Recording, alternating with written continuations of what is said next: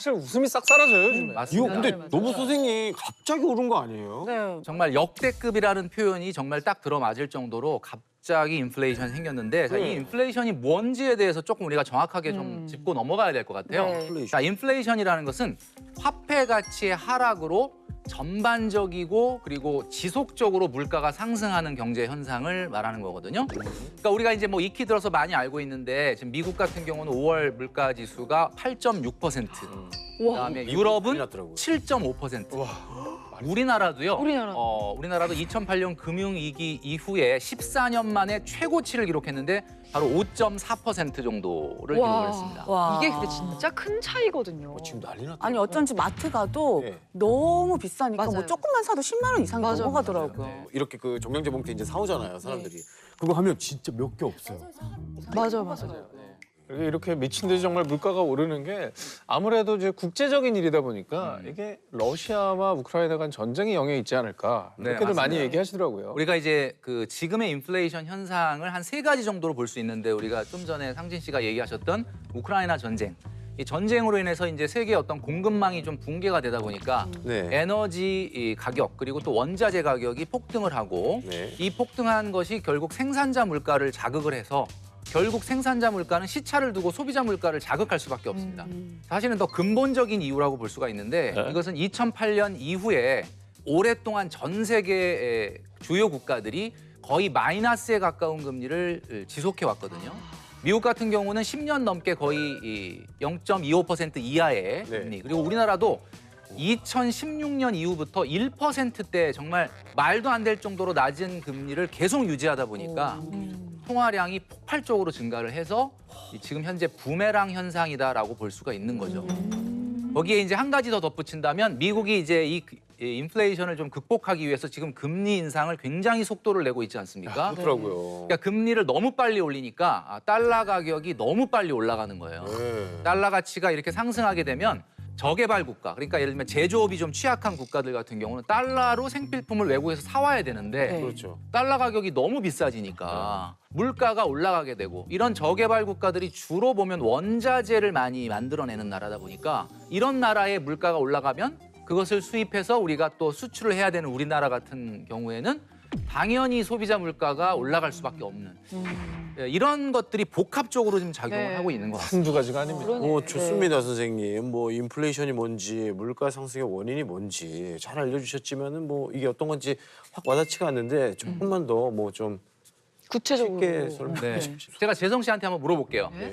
치킨 자주 드시죠? 아, 저는 일주일에 2번, 많으면 2번, 적으면 한 번씩 먹습니다. 그죠. 치킨을 2만 원 주고 사 먹었는데 네. 어느 날부터 2만 1,000원을 주고 사 먹어야 한다면 2만 괜찮아요. 1,000원이나 2만 2,000원까지도 저는 그냥 괜찮아요. 먹어요. 오케이. 맞아요. 그러니까 지금 현재 1,000원까지 우리나라가 소비자 물가 지수가 5월 달에 5.4%, 네. 인플레이션 5% 시대가 현실화됐는데 이 5%라는 인플레이션이 우리한테 주는 영향은 치킨을 2만 원짜리를 2만 1,000원에 사 먹어야 된다. 이건 별 느낌이 없을 수 있어요. 네, 그런데 그렇죠. 이렇게 한번 생각해 보면 어떨까요? 네. 매달 받는 월급이 300인데 네. 하루아침에 월급이 285만 원이 된다면 그건 좀 선 넘는 거죠. 그래서 약간 상도덕이죠. 그거는 그거는 약간 봐봐, 여러분 진짜 빈정상하는 거예요. 10만 원씩 매년 올려줘도 저희가 너무 그러니까. 작아요 하는 판국에 그렇죠. 뒤로 간다? 타격이 진짜 크죠. 자, 이거는 이거는 그 출연료가 깎인다는 게 실제 출연료가 깎이는 게 아니라 만약에 300만 원을 받았는데 네. 300으로 살 수 있는 그 구매력이 인플레이션 때문에 적어지는 거니까 사실은 똑같이 월급을 주더라도 월급이 깎이는 효과가 발생을 한다. 아. 그게 인플레이션. 그러니까 월급은 인플레이션. 같은데 내가 살 수 있는 건 훨씬 그렇죠. 줄어드는 거잖아요. 아, 이제- 쉽게 얘기해서 100만 원 주고 사던 물건을 네. 105만 원을 줘야 사는 거니까 그렇죠. 그런 이제 효과가 확 나타나요. 나는 이게 아. 생필품일 경우에는 지속적으로 빠져나가는 거잖아요. 그러니까. 이제. 아, 그렇죠. 그럼 이제 확 와닿죠. 네. 혈압도 그렇다면 저희가 오늘 이러한 물가 폭등 상황을 극복할 수 있는 방법을 알려주실 수 있는 건가요? 네, 그래서 오늘 제가 준비한 내용은 바로 이겁니다. 물가 폭등 시대. 네. 정신 똑바로 차려야 살아남다. 근데 어떤 방향으로 정신 차려야 돼요? 소비를 우리가 뭐 줄인다 이러면 굉장히 거부감이 있는데 우리가 핵심적인 건 뭐냐면 적은 돈으로도 과거와 똑같은 만족을 할 수 있는 소비를 해야 된다라는 거죠. 쉽지가 않을 텐데. 그러니까요. 혹시 혜정 씨 같은 경우 소비가 네. 늘어나면 네. 행복도 늘어날까요? 만약에 제가 너무 원해서 사고 싶었던 거를 사면 행복감이 좀 늘어나겠죠? 그렇죠. 예. 네. 그리고 우리가 보통 보면 이게 경제학에서는 효용이라고 만족이라고 하는데 소비를 늘리면 당연히 전체 총 만족은 늘어납니다.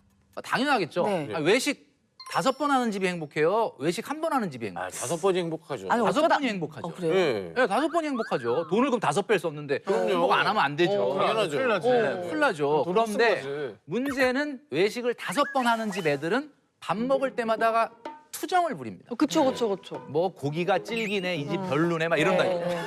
그렇죠, 그렇죠. 딱 한 달에 한 번만 한다. 어. 그러면 잘 먹습니다. 네. 너무 맛있다. 이런 맞아요. 그렇죠, 맞아요, 그렇죠. 외식 한 번에 만족, 효용이 올라가는 거예요. 그렇죠. 한마디로 무조건 소비를 많이 한다고 무조건 행복이 정비례하지는 않는다. 어. 이 얘기는 거꾸로 얘기하면 소비를 줄인다고 해서 또 행복이 또 정비례로 줄어들지 않는다라는 것을 말씀드리는 거예요. 야, 이거 쉽지 않네. 이게 되게 유명한 이론이잖아요. 한계 효용 차원의 맞습니다. 예. 어. 예를 들면 사과를 앉은 자리에서 3개를 먹는다고 한번 생각을 해보면 네.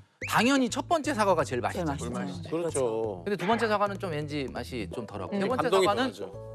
뭔가 먹는 게 괴롭다. 네. 약간 이럴 수도 있잖아요. 네. 그러니까 우리가 똑같은 돈을 쓰더라도 항상 첫 번째 사과와 같은 소비를 하는 그런 소비를 해야 된다라는 거죠. 이게 되게 만족도가 높은 소비를 하기 위해서 계속 노력해야 맞습니다. 되는 거죠. 만족도가 높은 소비를 하기 위해서 아까 이제 말씀드렸던 것이 이제 그 한계 효용 체감의 법칙이라는 거죠. 그걸 우리가 오늘 여러 사연들을 가지고 한번 배워보려고 하는 겁니다. 네. 그러니까 쓸데없이 습관적으로 중복적으로 지출하는 거를 조금 줄일 나가야 필요가 된다. 있다. 네. 모든 소비가 약간 처음 같은 기분이 들 수 있는. 맞아요. 자, 그러면 이제 첫 번째 돈 관리 네. 사연부터 한번 만나보도록 하죠. 네, 제가 사연을 읽어드리도록 하겠습니다. 네. 전문대학을 졸업하자마자 바로 취업을 해서 벌써 3년 차가 된 25세 임수연입니다. 저는 현재 프리랜서로 일을 하고 있어요. 네. 수입이 일정하지 않아서 돈을 모으는 게 참 힘이 듭니다. 멘토님께서 사회초년생은 5년 안에 1억을 모아야 한다고 하셨는데 평균 월급이 230만 원 정도가 됩니다. 이제 겨우 2천만 원을 모았습니다. 5년이 되려면 앞으로 2년밖에 남지 않았는데요. 저 같은 경우에 기간을 얼마나 설정하고 월급을 어떻게 설정해야 생활에 타격이 가지 않게 1억을 모을 수가 있을까요? 네. 와, 근데 진짜 정말 제 주변에 이런 상황인 분들이 참 많죠. 많은 것 같아요. 제가 이제 그 158만 원 5년 동안 모아라라고 했던 거는 네. 사실은 이제 소득의 평균 기준을 얘기하면서 얘기했던 거라 이분한테는 사실 조금 버거울 수는 있겠죠. 네. 전 잘한 것 같은데요. 사회 초년생이기도 하고 하고 싶은 것도 너무 많을 텐데 맞아요. 잘 아끼고서 잘 모은 것 같아요. 그리고 게다가 이 들쭉날쭉한 네, 그 상황에서 왔다는 거. 네. 본인의 월급에 비해서는 굉장히 잘 모은 그렇죠. 게 아니에요. 1년에 700 정도 저축하죠. 네. 그래서 이제 제가 보니까 2천만 원이면 월 평균 55만 원을 모은 거예요. 네. 네. 사람의 눈높이에 따라 다르긴 하겠지만 네. 대단하다라고 생각할 수 있는 부분도 있지만 그러니까 제가 얘기하는 거는 뭐 야단을 맞아야 될 만큼 못했다라는 네, 건 네, 아닌데 네. 이렇게 잘했다라고 막 칭찬할 정도는 아니다. 사실 이 프리랜서잖아요. 네. 네. 우리가 모든 재테크의 기본을 3가지로 얘기하는데 첫 번째 아끼고 모으고 불리고입니다. 아끼고 모으고 불리고. 근데 이분은 앞에 하나 더 붙여야 돼.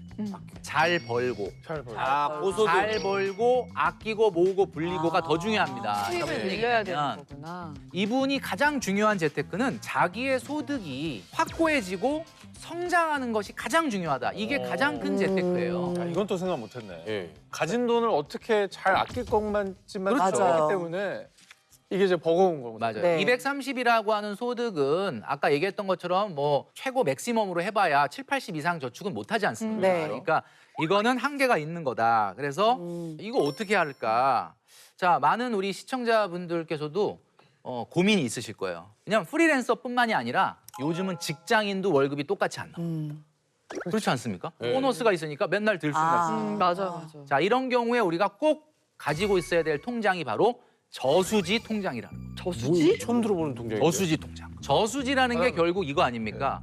비가 많이 올 때 물을 가둬뒀다가 네. 가물 때 꺼내 쓰는 거 아닙니까? 네, 네, 맞습니다. 그러니까 제가 지금 오늘 말씀드리는 저수지 통장이라는 건 프리랜서는 매달 들어오는 소득이 일정하지 않으니까 어느 정도는 저수지 통장을 가지고 항상 230만 원을 꺼내 써야 된다라는 거죠. 그러니까 내가 어떤 달은 280이 들어왔어. 네. 그럼 230 꺼내서 50 남죠. 네. 저수지에 저수를 해놔요. 아, 그런 식으로. 잘라놔야 되는 거. 잘라내. 그리고 200만 원이 들어왔어 어떤 달은. 230을 써야 되는데 모자라죠. 그럼 저수지에서 30만 원 꺼냈어. 어머, 와 이럴 수가 있구나. 요렇게 이제 해야 된다. 저수지가 말라 있으면요? 그러니까 저수지가 말라 있으면 안 되죠. 그러니까 어느 정도의 마중물은 좀 필요할 것 같아요. 그래서 이분 같은 경우는 저수지 통장을 만들어서 매달 230만 원을 꺼내 쓰는 시스템을 만들고 그다음에 적금을 이렇게 하시는 게 좋을 것 같아요. 적금을 좀 재밌게 해보자. 그러니까 1,000만 원 타는 적금 하지 말고 1,030만 원 타는 적금을 해보자. 1,030만 원. 조금 무리해서. 얼마냐면 85만 원 저축하면 1,030만 원이 나오는데 왜 1,030만 원이냐면 만기까지 딱 1,030만 원을 찾을 때 네. 1년 동안 고생한 본인에게 30만 원의 리워드를 하는 거죠. 와. 선물 내가 나에게 주는 선물. 30만 원 뭐 하실 것 같아요? 1년 동안 내가 고생한 딱 1,000만 원 만들었어. 네, 다시 집어낼래요. 다시 오, 100점, 100점. 아니면 그 돈으로 휴가를 가도 좋을 것 같아요. 그러니까. 30으로 휴가를 어떻게 갑니까? 왜 못 갑니까? 지금 여태까지 당일 배운 치기라도 내용들이 갈수 있는데. 있죠. 아, 예. 네. 선생님한테 못 들으셨어요? 반성하세요. 그렇지. 정신 똑바로 차려야지 전철 살아남을 타고 수 있다고. 전철 타고 똑바로 차려야 돼. 네, 예. 네.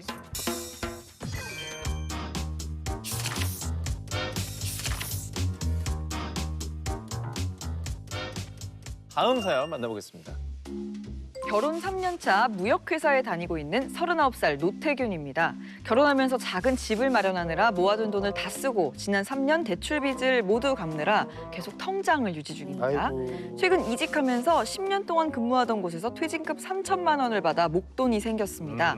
올해 10월에 첫 아이가 태어날 예정이라 이 돈을 잘 불려보고 싶은데요. 오랜만에 생긴 이 목돈 똑똑하게 불리는 방법 무엇이 있을까요? 입니다. 그러니까 이분은 정말 대단하다는 게 네.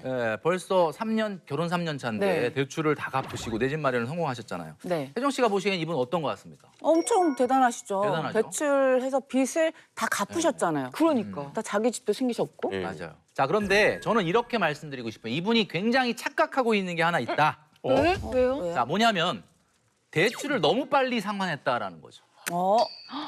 대출을 이렇게 빨리 상환하면 안 됩니다. 왜 빨리 상환하면 안 되죠? 자, 대한민국에서는 가장 안정적이고 인플레이션을 장기적으로 해지할 수 있는 자산이 주택입니다. 여러분 다 아시겠지만.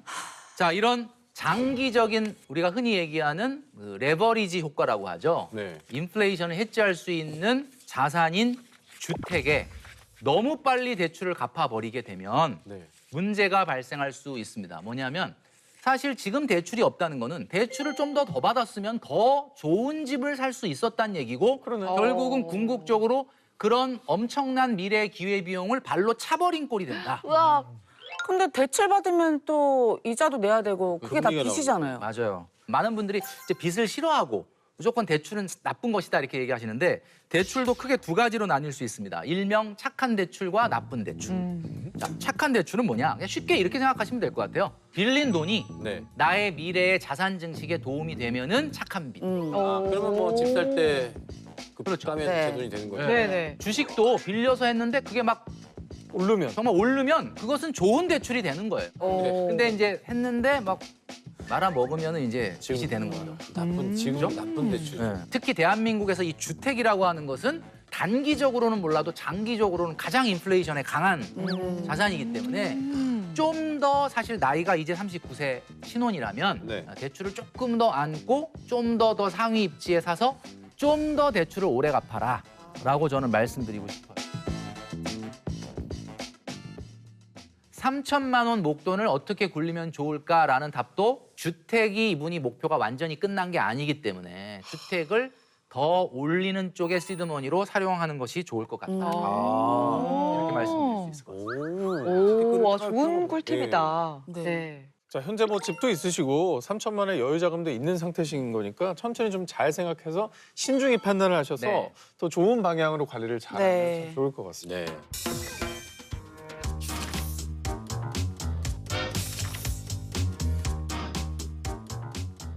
자, 그러면 이제 마지막 사연 만나보겠습니다.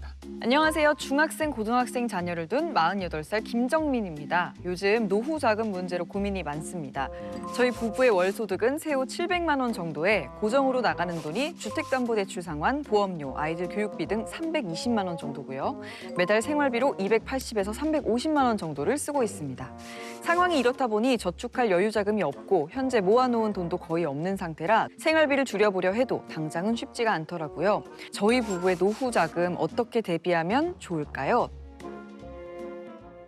요즘 또 결혼을 늦게 하는 추세다 보니까 네. 맞아요. 거의 아이들 다 키우고 나면 나의 은퇴 시기가 다가오는 이런 고민이 많은 것 같거든요. 그러니까 은퇴를 해서도 자식한테 계속해서 지원을 해야 되는 거죠. 네, 결혼을 맞아요. 한다거나 하면은 야, 노후 자금은 이건 모든 인류의 고민거리 맞아요. 아닙니까? 노후 자금을 어떻게 준비해야 네. 될지. 제가 상담을 하다가 아는 분이 노후 자금 얼마나 필요할까, 노후 생활비 얼마나 필요할까 이래서 그러면 한번 지금 노후 생활 하시는 시어머니한테 전화를 해봐라. 네. 그랬더니 그냥 바로 그 자리에서 시어머니한테 전화를 오. 하시더라고요. 전화를 딱 했더니 시어머니가 하시는 말씀, 야야 말도 마라, 숨만 쉬는데 300 든다. 기본적으로 그렇게 그냥 얘기를 하셨던. 근데 요즘 사람들은 정말 숨만 쉬는 거에 외식도 한번 해야 되고 맞아요. 이런 게 다 포함이 되어 있는 것 같아요. 네네. 그것도 할 건 해야지. 그러니까. 행복을 위해 사는 그렇죠. 건데. 근데 은퇴하면 그 300이 나오지 맞아요. 않으니까. 자, 그래서 오늘 고민하실 우리가 것 이 문제는 이분의 고민인과 동시에 여기 있는 모든 분들, 시청하시는 모든 분들의 고민인데, 대한민국의 고민입니다. 그죠? 자, 이걸 한번 이렇게 생각해 볼게요. 이분이 노후 자금 어떻게 만들까요? 라는 질문인데 요 말을 이렇게 바꿔볼게요. 노후 소득 어떻게 만들까요?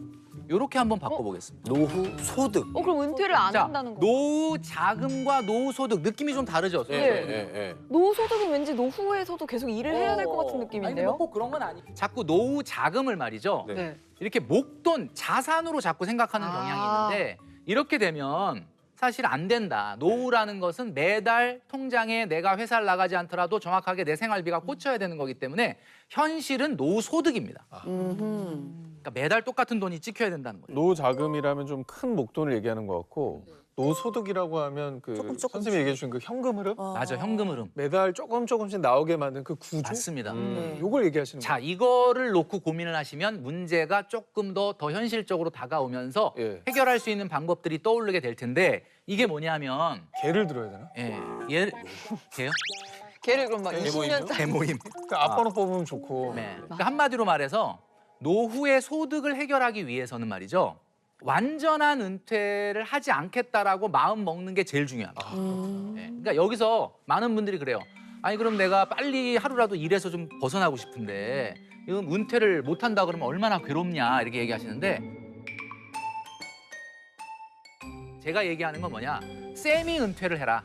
그러니까 세미 은퇴가 뭐냐면 노후 생활과 적절한 사회 활동, 경제 활동을 병행하는 거예요. 그래서 이거를 준비를 하셔야 되는데 취미와 관련해서 어떤 자격증을 따거나 경력을 쌓아서 뭐 그 일을 좀 하겠다.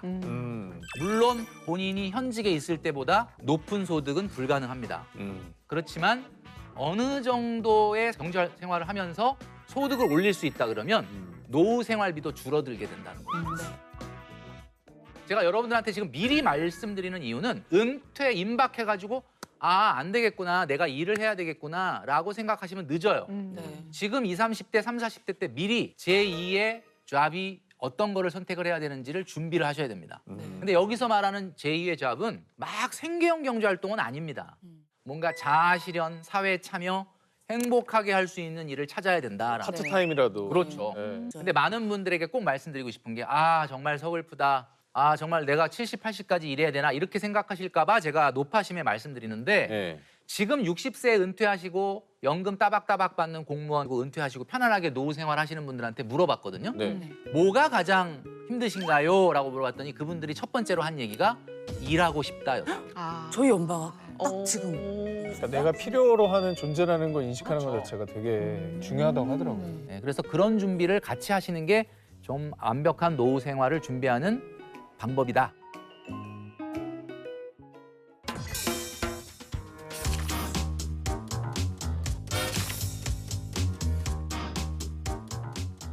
트레이더님은 혹시라도 노후를 위해서 어떤 거를 꿈꾸고 계세요? 뭐. 이제 사실 많은 분들이 이런 얘기를 많이 물어보세요. 그래서 저는 바로 이렇게 얘기합니다. 죽을 때까지 일할. 와.